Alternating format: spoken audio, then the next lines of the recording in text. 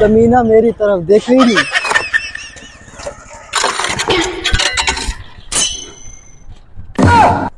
जज़ाकल्लाह। ये तो कोई इंसान का बच्चा था।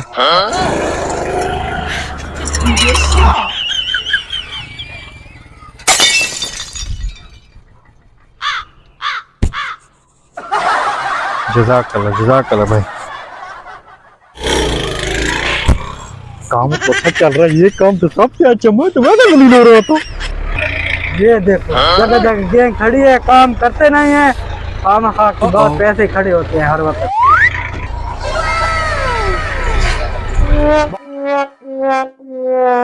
6 साल हो गए मैं यहाँ से गुजरता हूँ, बताओ मस्जिद कहाँ बन रही है? किसी की बात बता दो तो मैं पैसे दे दूँ। भाई सीधी सीधी बात बता दूं,